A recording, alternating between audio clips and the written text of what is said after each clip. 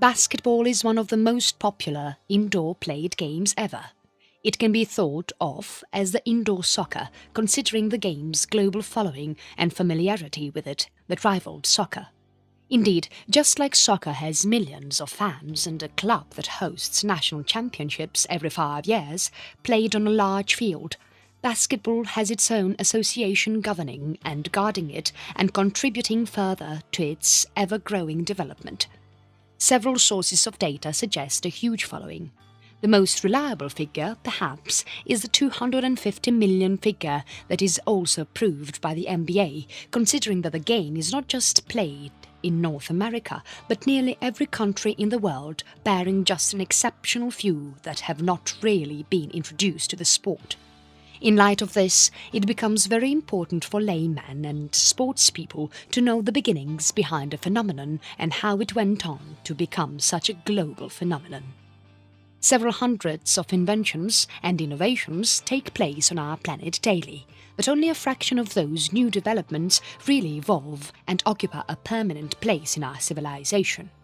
In sports, be it something like soccer or just tennis, each has its own journey that can be traced back thousands of years, even if it may seem that a new invention took place just a couple of years or months ago.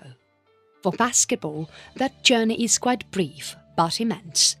It laid the foundations of American sports and led people of several cultures and communities to join hands and compete for gold medals. Basketball, indeed, throughout its past, has actively railed against racism and still continues to do so. In consideration, basketball is more than just a sport. It's a kind of ideology woven in the form of a professional sport and presented in the most colourful manner possible. The inception. Like all other sports that exist in the world today, basketball has had its own history and origins. It can be thought of as an unlikely candidate when it comes to ancient antiquity, as such other sports like football or even cricket share, owing to their origins in the Middle Ages. Not to forget the Olympic sports, of course, that have accompanied mankind since almost 3 millennia.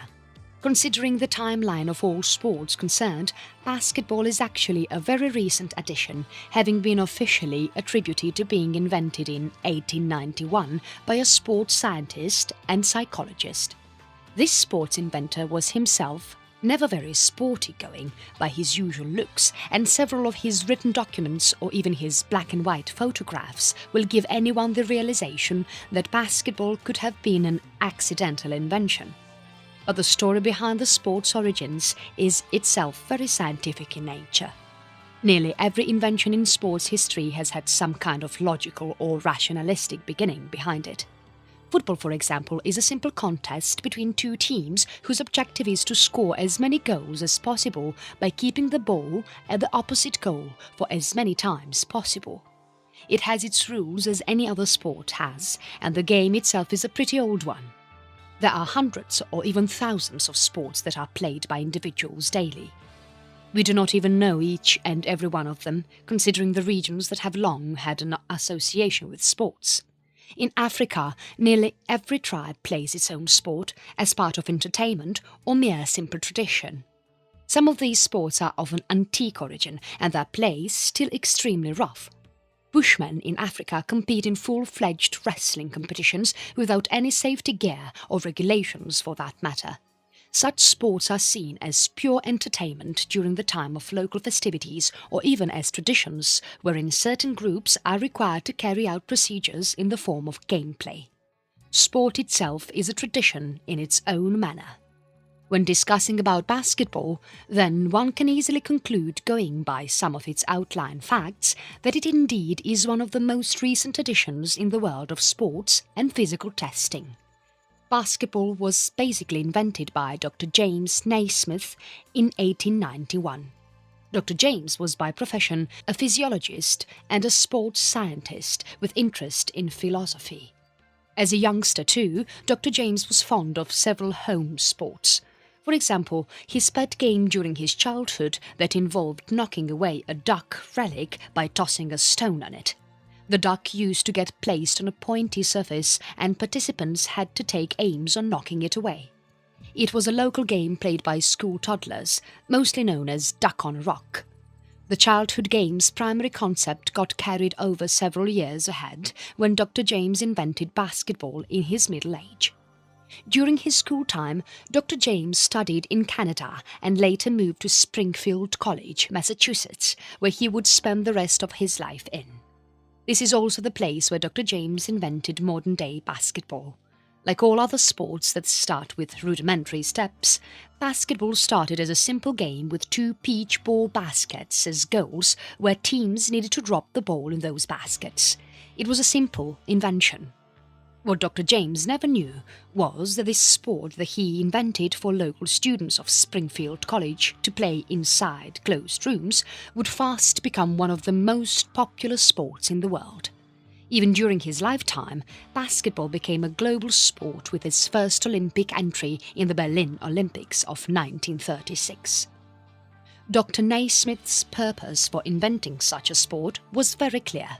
He wanted a game that played and looked very similar to football but inflicted lesser injuries on the players.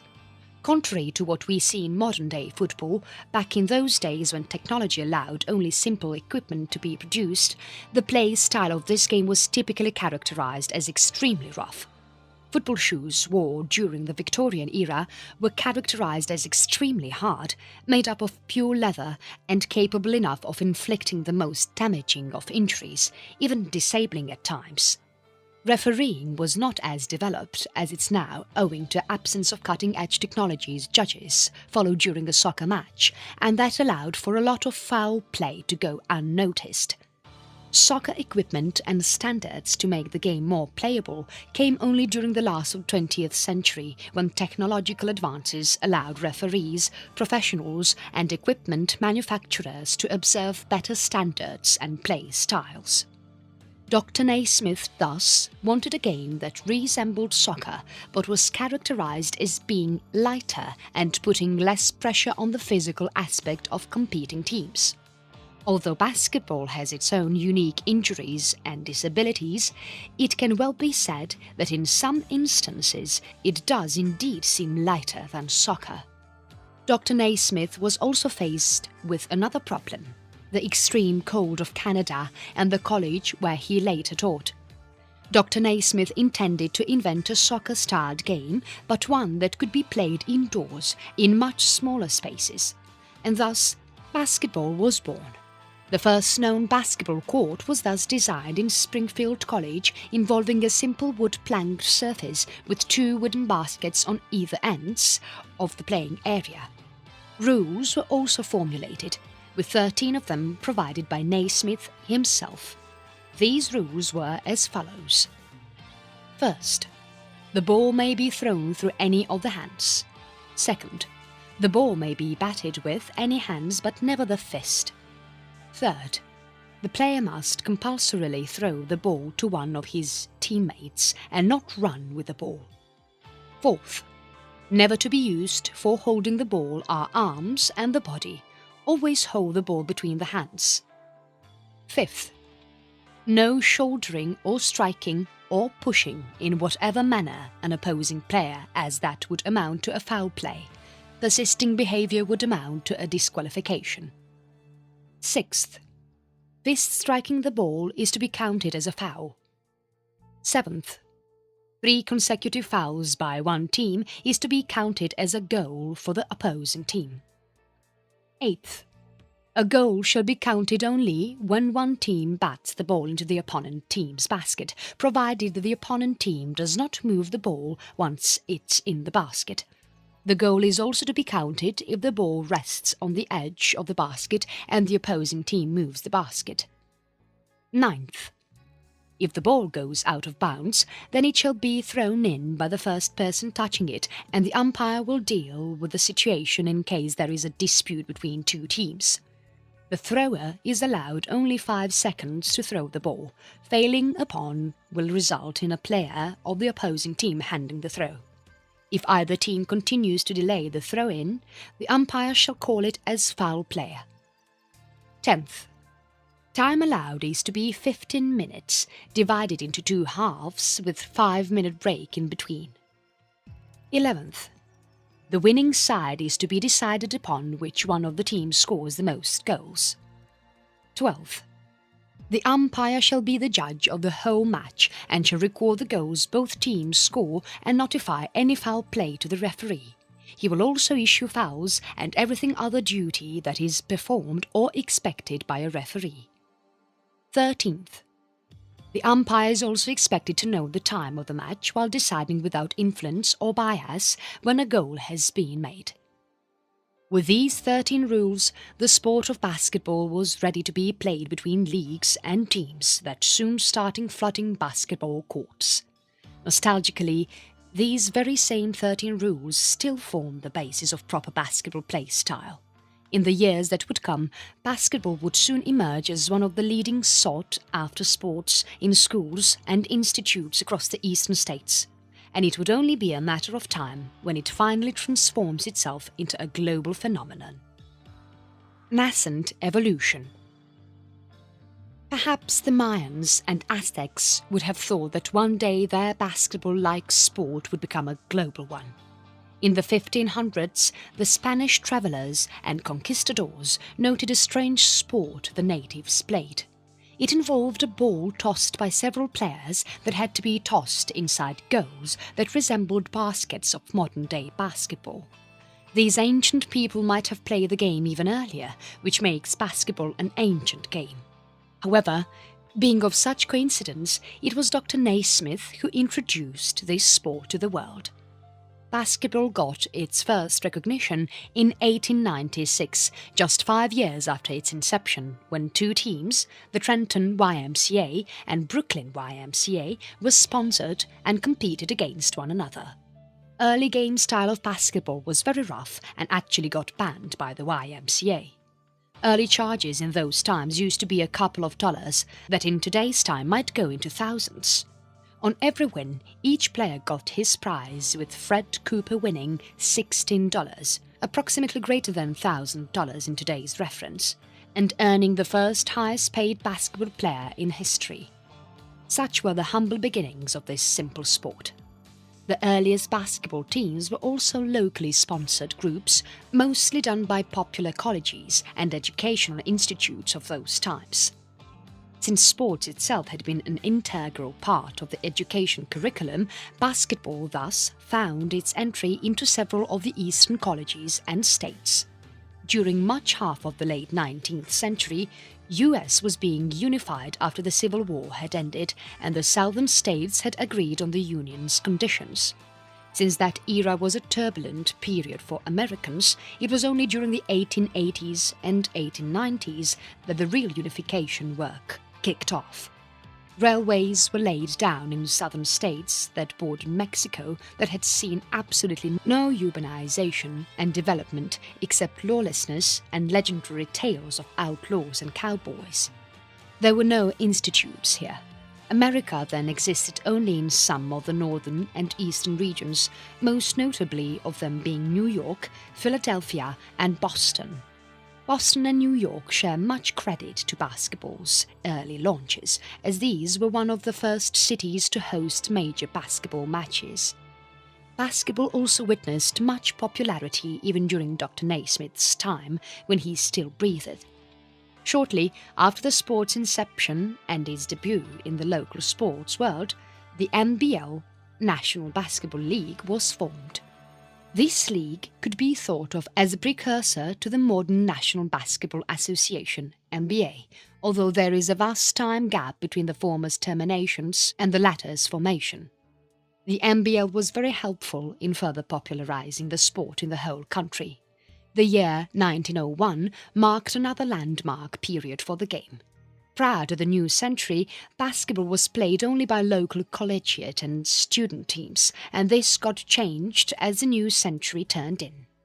Several new teams now started signing up for professional basketball matches, although the sport itself remained a very local entertainment means. Teams like the New York Celtics, Original Celtics, SPHA, Buffalo Germans, etc. were one of the first formed basketball teams. Now, almost a century later, all these teams have vanished, except the Harlem Globetrotters, an all-African-American team that still plays today, making it one of the oldest basketball teams still in existence. There were other teams that were active. Professional teams like Buffalo Germans and SPHA have already been listed above. During early 1900s, a new concept in basketball took over, what is known as barnstorming. Since basketball as a sport did not categorize itself as one of the professionally recognized sport, several of the teams that existed then were more like play-for-cash teams whose main purpose was to attract crowds and play for cash prizes. Top teams of those times like Original Celtics and Buffalo Germans dominated the arenas wherever they went. The Original Celtics won several basketball matches, but their win streak had become so common that their players lost interest and the team had to disband after several years. This was also pretty much the same story with Buffalo Germans and SPHA, South Philadelphia Hebrew Association.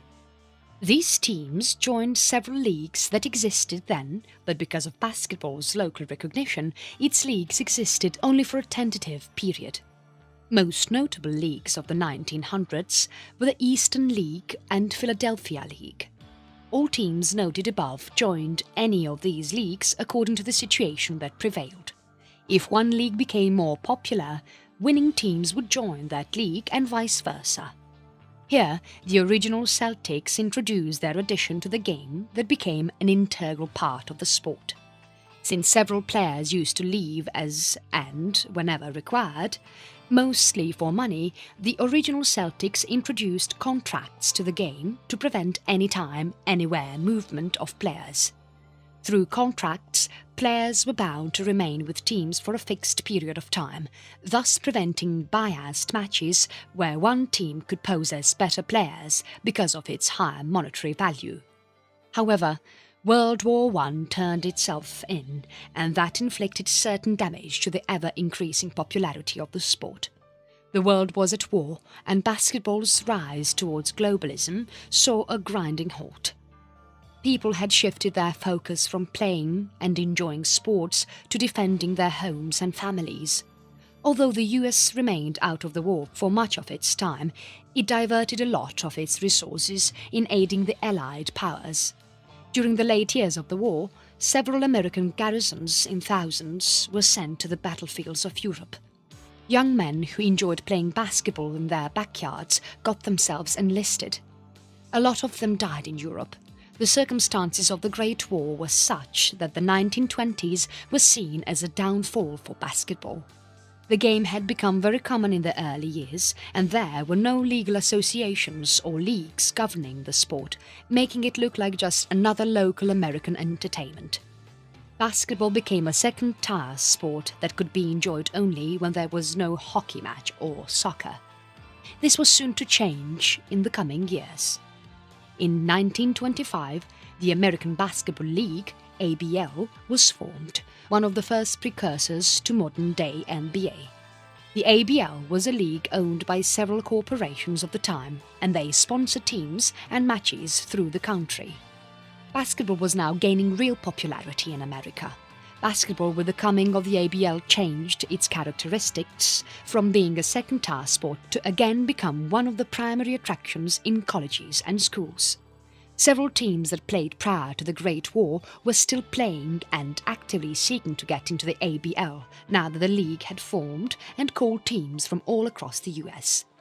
Teams like the Original Celtics, Cleveland Rosenblum, and even the SPHA started playing league matches instead of barnstorming.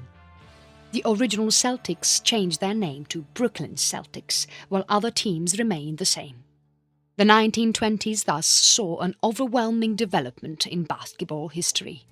Several new leagues were formed up, associations sprouted up, and newer, younger teams were now beginning to march on the basketball field never before noticed. During 1890s and the subsequent 1900s, basketball was a sport for just local student teams and leagues that were interested in winning college championships. Now, basketball was gaining international attention. In the coming decades, as shall be seen in the next chapters, associations like the FIBA and NBA were formed, the former being the foremost European association for basketball, while the latter is the only governing body in North America. The making of basketball as an international sport has its credit to the American soldiers who went to Europe during the last stages of the Great War, and of course, the founding teams, most notably the original Celtics, described as the founding fathers of basketball competition. It is probably because of them that nearly 250 million people still play the sport today, or perhaps even more than that. In 1917, American soldiers aiding the British and French on the battlefields of Western Europe introduced the American sport. In that context, the YMCA too shares a lot of credit in making the sport globally renowned, since it was none other than YMCA schools who encouraged basketball to be played throughout the country while popularizing it into Europe through its several YMCA branches and centers that operated there. The sport's ease of play style and quick conduct made it a fine break time for the tireless soldiers fighting the war. Soon, basketball would become an Olympic sport too. In Europe, the sport had already been introduced by several YMCA students and members. In 1909, one of the first basketball matches was conducted in St. Petersburg, and during the same time, basketball was getting played by Italians too. Italian players like Arrigo, Marco Moggiani, Baccarini, Giuseppe Sessa, Falestra, Peccolo and Bagnoli were indeed one of the first Italian players to enter the field of basketball. They wore a white shirt with an imprint of the coat of arms of the House of Savoy. Similar such teams were formed up in rest of Europe while the game was being introduced elsewhere in the world as well. Duncan Patton introduced basketball to India, while travellers and servicemen serving in overseas regions like Japan and Indonesia introduced the game over there, like C. Harik, who introduced the sport to Persia. In 1932, the first international governing body for basketball was formed with Argentina, Czechoslovakia, Greece, Italy, Latvia, Portugal, Romania and Switzerland being its founding members. It was only a matter of years that basketball would get introduced as an Olympic sport as well. The Federation de Internazionale de Basketball Amateur, or FIBA, was formed in 1932 as the primary governing body of basketball in Europe. The FIBA allowed sponsored matches and championships to be held in landmark centres of Europe, with the first FIBA match held in Paris. Basketball's recognition in the Olympics, however, would change the sport's international face forever, as will be seen in the next chapter. Transformation. Starting from mid-1920s, basketball had been gaining international attention. In 1932, the first pan-European basketball governing body was formed up that looked into proper conducting of basketball championships in Europe. However, the Berlin Olympics of 1936 altogether changed the cards of the sport. The debut of basketball in the global arena was received with acclamation and applause. A number of countries, 21 in total, competed for the gold medal, and US, its original birthland, came out as the winner. The US national team, comprising of Sam Bolter, Joe Fortenberry, Ralph Bishop, Tex Gibbons, Carl Knowles, Francis Johnson, Frank Lubin, Donald Piper, Art Molnar, Jack Ragland, Willard Schmidt, Dwayne Johnson, Carl Shai, Bill Weatherly and their trainer James Needles successfully won the gold. Basketball would continue to develop further, with several international leagues and associations being formed, several of them now non-existent and unknown. In the US alone, hundreds of leagues and associations that once governed school and college championships existed that are now defunct. In its land of origin, several All-American African teams also existed and have become an inspiration for modern-day African Americans, since the latter constitute a considerable portion of basketball player base in US. Two of the first teams, the New York Renaissance and the still existing Harlem Globetrotters, have already been listed above. In 1946, the Basketball Association of America was formed as a result of the international fame the sport had gained in its whole lifetime starting from the 1890s. Basketball had by this time become a phenomenon among African Americans against emancipation and discrimination by their white counterparts, in that the former players entered teams and leagues to win thousands in cash and convince the world that anyone irrespective of origin or nationality can win the top. African Americans would also continue to enlist in almost all of the major US national teams competing in the BAA.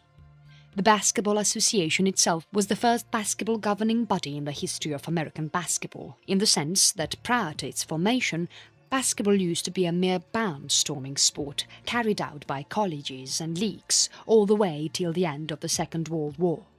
The BAA formed up several seasons for the sport to be carried out periodically. Maurice Podoloff, the president of the already existing American Hockey League, was also appointed as the president of the BAA, making him the first person to simultaneously govern two professional leagues. The BAA would go on conducting successful championships across the US and would later on merge with the NBL, National Basketball League, to form the NBA, the association that would start characterizing itself as the premium basketball governing body in the decades to come. One of the first matches the BAA held was at Madison Square Garden. The league started off with 11 matches, divided into two divisions, the Eastern Division and Western Division. Each team played a number of matches per season, around 60 or 61, and the best three of them were selected for each division advance to the playoffs. Within each division, the teams that received first rankings qualified directly to the semi-finals, while the second and third ranking teams contested a best-of-3 quarter-final and semi-final. In the history of the BAA, there are primarily 3 seasons that the NBL regards it as the foundation years of the currently existing NBA.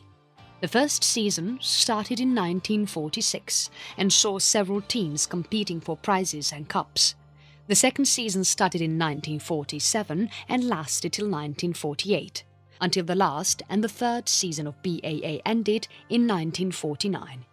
During this time, the National Basketball League had also started functioning and performed as the rival league for BAA before their emergence as the NBA. During this time, several new additions were made to the sport with 3 second lanes added to the court, while the association itself kept changing on the frequency of matches that needed to be played during a season. The NBL was no different and attracted an equally large sum of money and revenue from onlookers and audiences through its approaches of increasing and decreasing number of matches and sponsoring the most suitable team when possible. However, the leagues still remained very localized and were not able to attract the thousands of basketball players who played abroad. There was a considerable lack of coordination when it came to attracting overseas players. In addition, most teams were never very financially robust to compete or perform a basketball streak. In such situations, the leagues that governed the sport required additional funds to sponsor existing teams so as to keep continuing and maintaining popularity for the sport. Since most teams remained financially weak and the leagues themselves started recording poor revenue growth in addition to lack of proper installment of courts and the equipment required to maintain healthy courts, the decision was taken to merge the two dominant leagues of the 1940s, the BAA and NBL. On 3rd of August 1949, the merging of BAA and NBL finally took place that gave way to the National Basketball Association, NBA, which is the primary basketball governing body the world over. The NBA in modern times holds international championships, aids Olympics in setting up basketball courts and ensuring matches take place in a normal manner, and holds itself responsible for registering teams and players from around the planet. Like FIFA, the NBA is the staff holder of basketball and has since then been governing each aspect of this sport. It is also the only governing basketball body that has existed for more than 50 years in a row without being declared as a non-functional. During its early years, the NBA thus had all the teams that were once part of the BAA and NBL. A total of 17 teams from the US alone was more than enough to amplify the sport even further.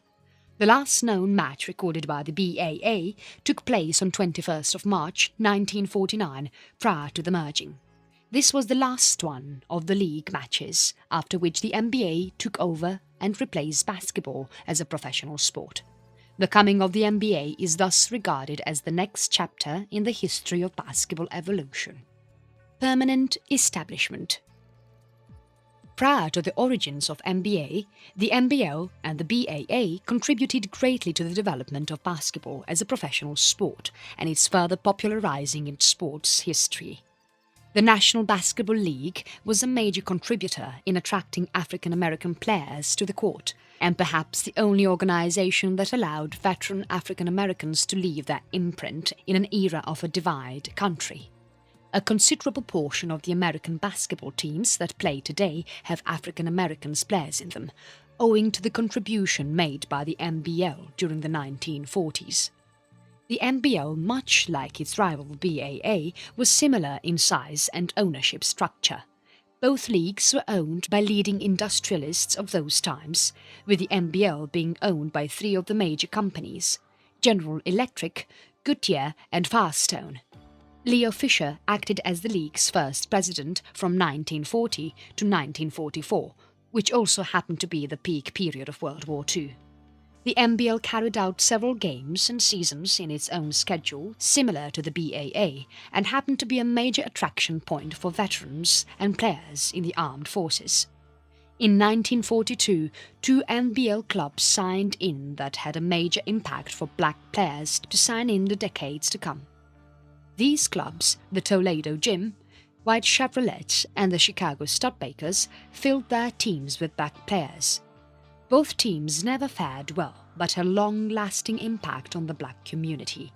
The former club resigned and disbanded in 1943 owing to financial difficulties, in spite of hiring Bill Jones, who starred at the University of Toledo. The Chicago Studebakers would continue to play matches, hiring in players from the Harlem Globetrotters, but eventually resigned during the same period after an 8-15 match that resulted in the club declaring their withdrawal. NBL's legacy in basketball history was immense owing to the number of black players who joined and passionately played their sport, and the clubs the league left behind that still exist today. 5 of these clubs that existed back then, Minneapolis Lakers, Rochester Royals, Fort Wayne Zollner Pistons, Buffalo Pistons, and the Syracuse Nationals, still exist today and play in the NBA framework. The names have changed, but their history remains old. Minneapolis Lakers changed their name to Los Angeles Lakers, Rochester Royals to Sacramento Kings, while Zollner Pistons got changed to Detroit Pistons, with Buffalo Bisons changing to Atlanta Hawks, and Syracuse Nationals to Philadelphia 76ers. In 1946, the successful merger of NBL and BAA took place that resulted in the formation of the National Basketball Association. By this time, basketball had become one of the most popular and sought-after American sports after baseball or rugby. In fact, basketball is one of the defining American sports after their contemporaries listed above. The merger of BAA and NBL took place at a time when several basketball teams were going financially down and were thus looking to eagerly get back into business. The NBA was instantly recognized as the main governing body of basketball in North America, including Canada, and bids were placed for teams to start signing in. Since Canada too mattered, teams from there signed up for the NBA. Modern-day basketball as we know it today is defined by NBA and its existence that has prevailed for the last 70 years. It is only the longest surviving league in basketball history. Throughout NBA's existence, several championship leagues have existed and developments of new sub-branches of NBA keep continuing. In the 1980s, European branches of NBA were set up to conduct matches in Europe. From 1987 to 1999, NBA partnered with FIBA to carry out the McDonald's Championship. This tournament was dominated by NBA invitee every year. Its current commissioner is Adam Silver and has seen more than 50 legendary players in basketball, with a lot of them like Šarūnas Marčiulionis from Lithuania, 2014 inductee into the Naismith Memorial Basketball Hall of Fame. He was the first player from the Soviet Union to join the NBA and helped the league to achieve internationalization in the 1990s. Arvydas Sabonis, another player from Lithuania who won the championship of 1984, 1985, 1988, 1995 and 1999, making him European Player of the Year for the last year, while being an Olympic gold medalist for the Soviet Union and bronze medalist in 1992 and 1996 for Lithuania. He was an active member of the NBA and been remembered as among 50 of the greatest EuroLeague contributors. Several such names fill the long list of NBA players who have contributed their part in keeping the sport alive and NBA as its primary governing body. This included several key players of non-American origin like Hakeem Olajuwon from Nigeria, who studied in the US to get drafted in 1984 and becoming a two-time champion and a 12-time star, Rick Smits from Netherlands, Steve Nash from Canada, so on and so forth. Currently, the Boston Celtics hold the most won titles, numbering to 13. It started off with 11 teams and currently has 30 teams in it, 29 from the US and 1 from Canada. It has its own demographic division set. Most teams are in the eastern half of the country, while 13 come from the eastern time zone, 9 in central, 3 in the mountain and 5 from the Pacific. This concludes the Pan-American influence NBA has on basketball and the sport in general.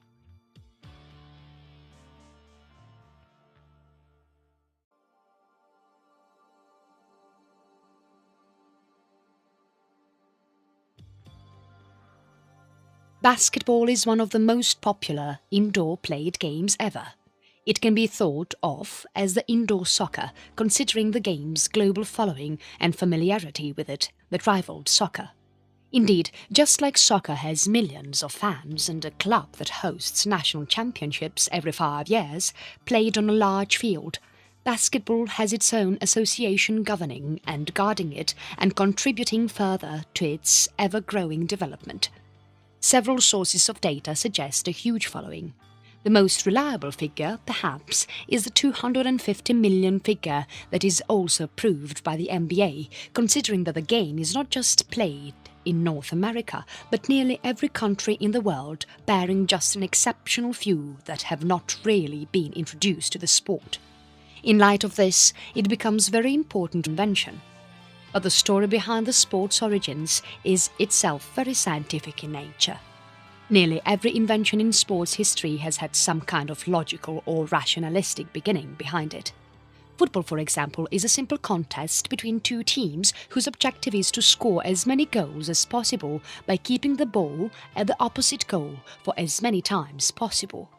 It has its rules as any other sport has, and the game itself is a pretty old one.